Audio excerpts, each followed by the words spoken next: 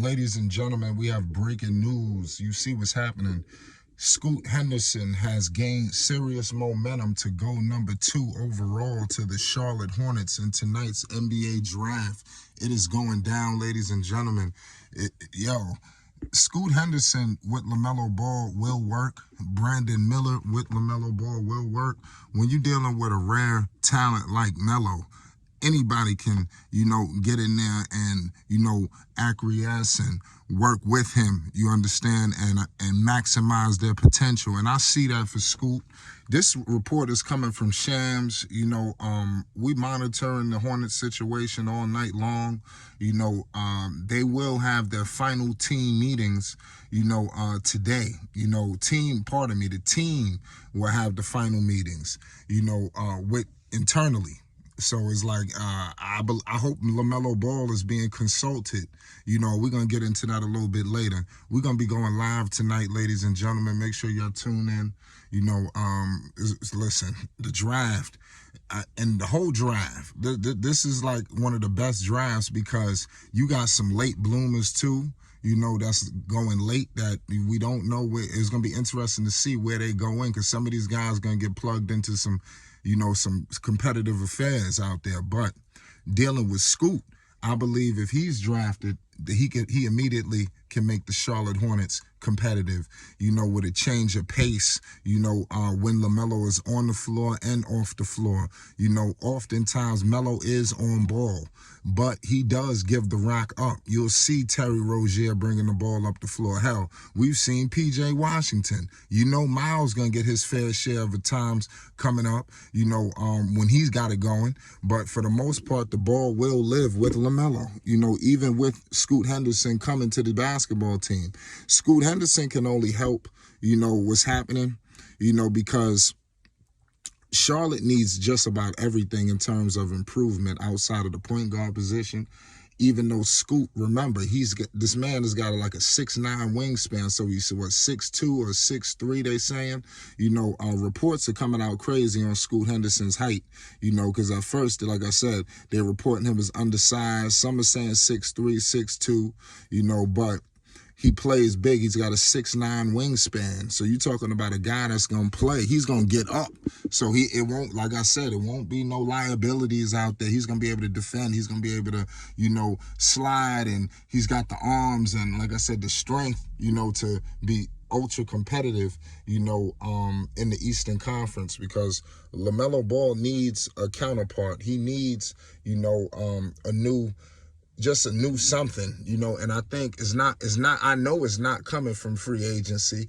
Who knows what they could do next season? I think after this season is over, when that was about to start, I think they may be more attractive to free agents, because I think right now you're going to have Melo, you're going to have Miles Bridges doing their thing, and with that, the Charlotte Hornets should be in that same realm they was always in terms of scratching and clawing to get in the play-in. But now I think Scoot Henderson makes the difference from possibly even being in the play-in to actually being in the playoffs, and that's what they need.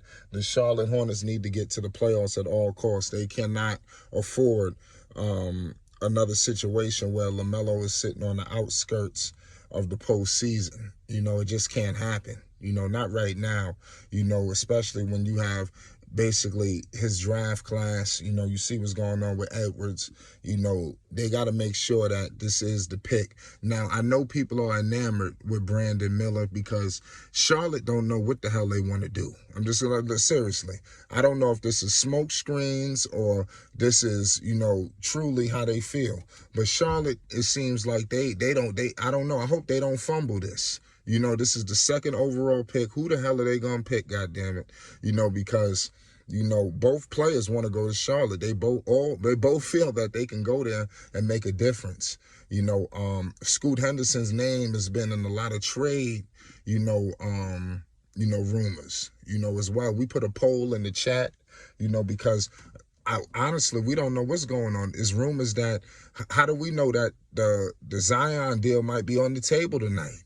We don't know who's to say they don't trade for Ingram or they don't trade for something else. Mind you, Scoot Henderson is a Puma athlete.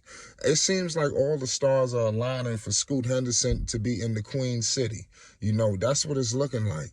You know, it just looks like it just has to happen. You know, in my opinion, it seems like that all along Charlotte has duped us.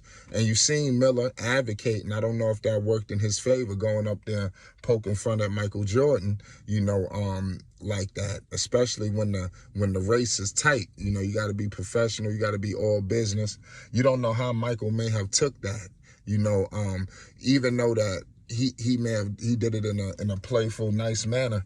Who's to say that Michael Jordan is in a playful, nice manner? You understand? Who's to say that he needs somebody to come in here all business? You understand? Straight, like none of this goofing around. You know, who's to say that he didn't just notice something with Miller right there? Miller is already dealing with things off the floor. You understand? Now we're going to really talk. He dealing with things off the floor, and why are you goofing off in a press conference poking fun at Michael Jordan when, like I said, Scoot Henderson is right there. You ain't heard a word. You know, Scoot he ain't chirping. You don't hear nothing coming from his camp. It's like everything is smooth. Every interview, business. Nothing, no funny business, no trying to be funny, trying to alienate anybody, or even trying to hype himself up more than he is already. You know, he is just saying that he believes that he got that dog, and that separates him from everybody. That's the most you heard from Scoot Henderson, you know, and I think that may work in his favor. He's being compared to the likes of guys like Russell Westbrook, you know, a list of many others, you know, and it's going to be crazy, you know, to say the least, you know, if all of the stars can align for Charlotte, because I think that they are drafting an all-star caliber player right here. That's what I believe Charlotte must do at all costs. I don't care what they do. They just got to make sure that this pick is an all-star, along with LaMelo Ball. You already have an all-star. Brandon Miller is not the guy. Move on. I think the situation with Michael Jordan, if we don't, what Charlotte is doing, and if you didn't hear Mitch Kupchak's press conference, you know, he said loud and clear, you know, usually he don't like to let people know, just like he did with LaMelo. He didn't tell Melo, I think, till maybe 3 hours, or it was somewhere in that frame, an hour or something like that, where basically they notified, hey, if you're available, we looking to take you right there. You know, so they won't have to say much to anybody. They won't have to ask if anybody's available, because like I told the people before, the NBA draft starts with the Charlotte Hornets, and we're going to be live tonight to document it all. Peace and love. Make sure you hit that like button. If you're new, most definitely hit that subscribe button. It's Flight Sports TV.